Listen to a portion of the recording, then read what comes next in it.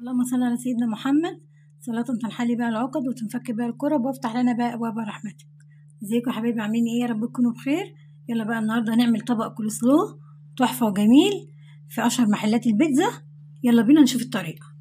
انا يا حبايبي كابوتشايه، معانا جزر، معلقتين سكر، زبدايه، نص كوبايه مايونيز، ونحط معلقه خل ورشه ملح. هنجيب الجزر يا حبايبي ونبشره مع بعض اهو. اللهم صل على سيدنا محمد.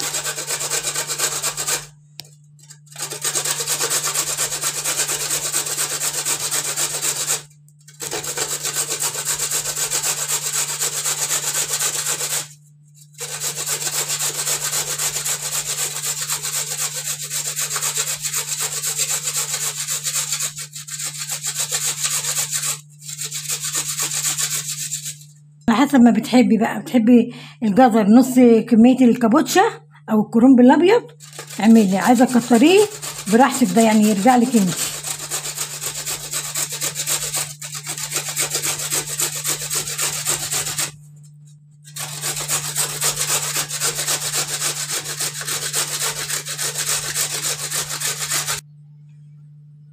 هنقطع يا حبايبي الكابوتشا كده شرايح رفيعة خالص او تبشريها بالمبشرة.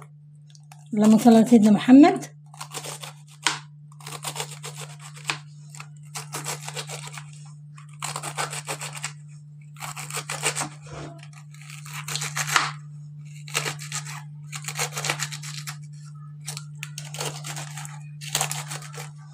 هكمل الكمية وارجع لكم تاني.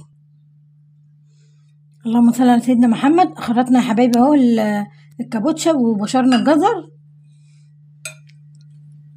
ادي الزبادي معانا اهو.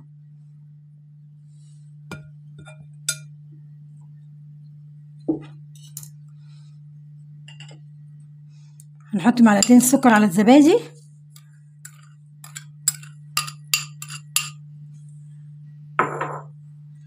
وهنقلبه كويس. اللهم صل على سيدنا محمد. نحط معلقه خل يا حبايبي. اللهم صل على سيدنا محمد.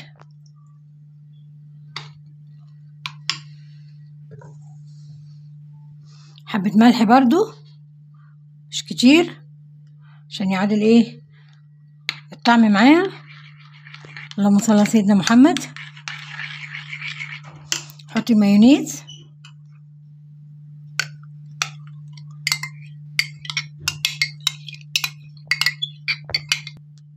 اهم حاجه دوبي الزبدايه كويس قوي علشان السكر ايه معاها. انت بنحط عسل بدل السكر، بس انا ما عنديش عسل، انا حطيت سكر بدل العسل.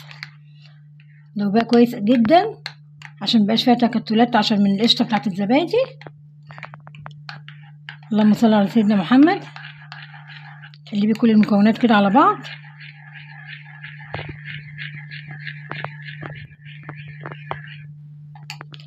وهننزل الجزر بتاعنا وهنقلب المكونات بتاعتنا كلها على بعض. اللهم صل على سيدنا محمد.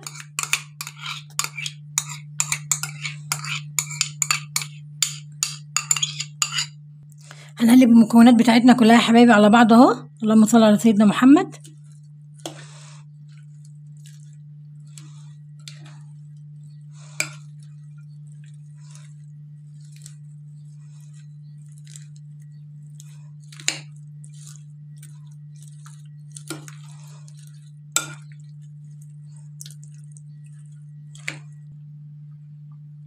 اللهم صل على سيدنا محمد. قلبنا المكونات كلها على بعض يا حبايبي اهو.